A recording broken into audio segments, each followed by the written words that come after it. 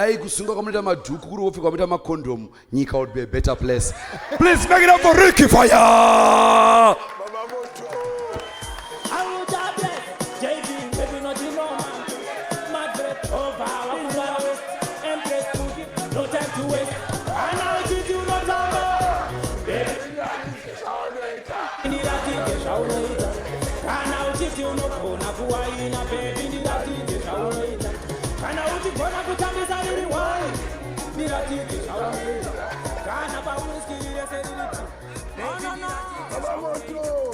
Yes, I. Mageto is everywhere. Nongo ziaka is still pa ghetto ka. Chitan massive everywhere.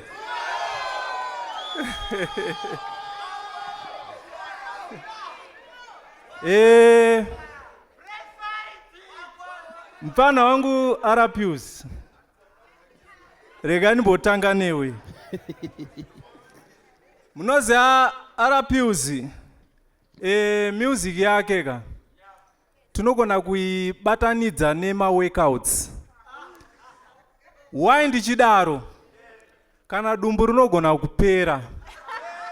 Nekuti panongoridzwa music yake unomhanya zvisingaite uchinoridzikisa volume.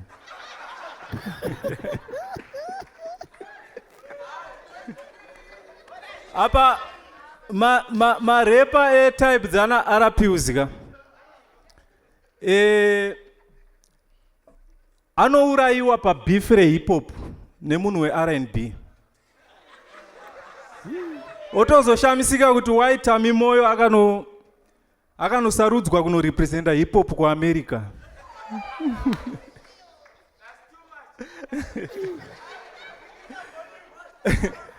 Arapius.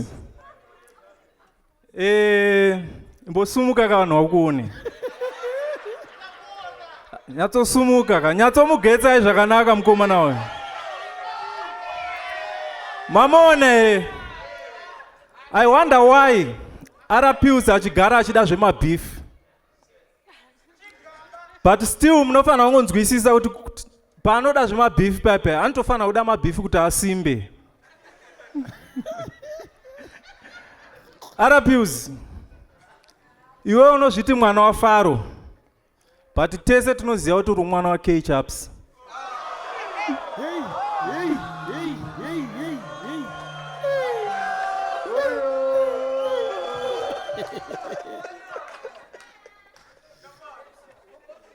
Tombobata ani kwapo? Aiwa ngatimbobata Dr. Vikela. Mukona Dr. Vikela. Kuri kunzi vaita mudhoni na Candice kuti vatindewo dzinza. But mwana wacho anongobuda akaita unge Akon. Akafanana na Akon. Jeti racho rangofanana nekudira break fluid mumukaka.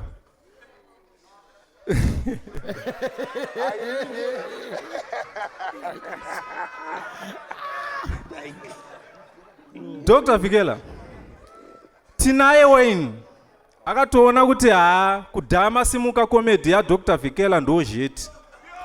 Koza anga asingawanika na send.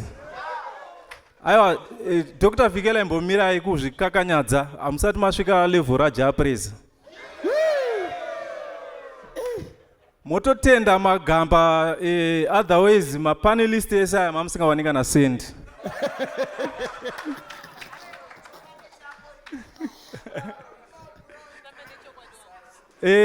Black Pearl. Okay. Black Pearl anondigaisa Grace Mugabe. Cause munhu wese anoziva kuti tingato roaster Noble Styles pana Black Pearl. But here you are, adopting influence by osmosis.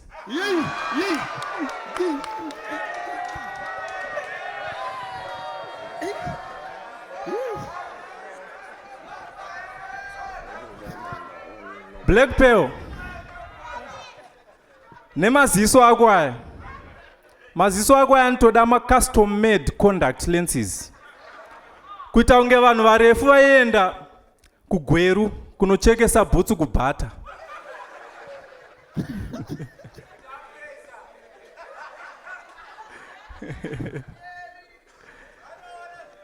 Baba Shupi. Muri kuona mufesi anonzi Baba Shupi uyu? Haana mwana anonzi Shupi ka. Apa akatozvishuridzira paakazviti Baba Shupi. Because Baba Shupi ishortcut yekuti shupika. Ndosaka ari kushupika mufesi uyu.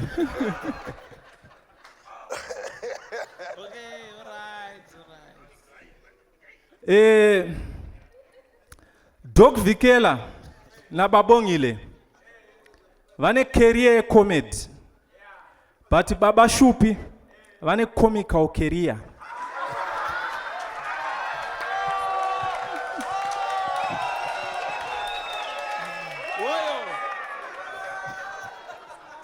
But guys, ndiani aimboketa kuti Baba Shupi vachapera kunge zvisipo zvinoboiliswa nana momzi vachiwacha magumbezi.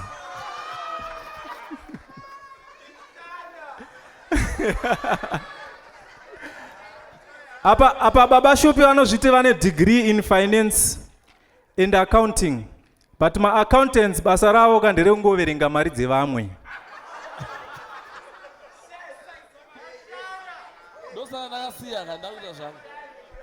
Pane idzi dzekubulawayo idzi. Babongile akareliefwa paakanzwa kuti TM yakachinjwa kunzi Pick and Pay. Nekuti tese tunoziva kuti TM inoti reminder kuti tinashe Mugabe. Pick and Pay inomureminder skiri yekuma avenues.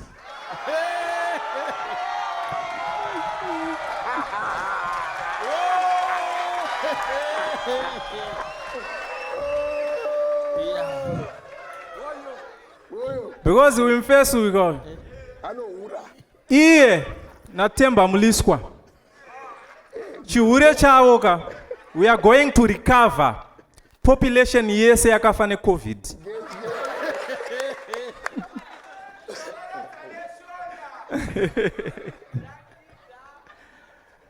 Apa Babongile akambosuwiwa kanenya yake ya avaro wa 300,000.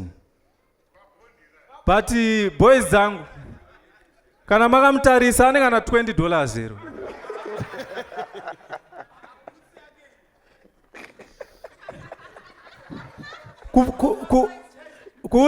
Kuudza mufesi uyu nezve 300,000 ka aibude zvakangofanana nekutsvaga good song pana RPUs. Oh my God. But ukataura kuti RPUs na Magi vakanzi varoorana hapadi double bed, vanogona kukwana pa single bed.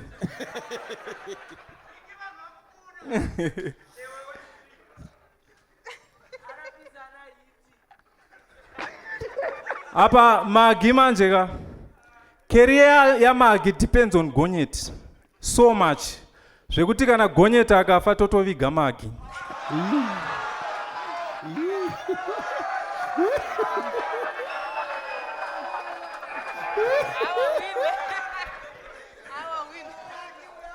Kuda Musasiwa manje. Right. Begotten son. Vanotengesa maveji. Hanzi fresh in the box.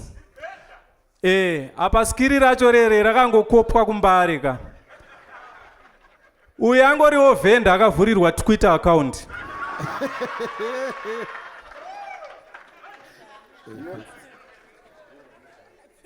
Apa Kuda Musasiwa is on an all meat diet, but he anotengesera ma vegetables. Hanzi idyai ma vegetables nema potatoes. Iye achisimba nemari dzedu. Thank you so much.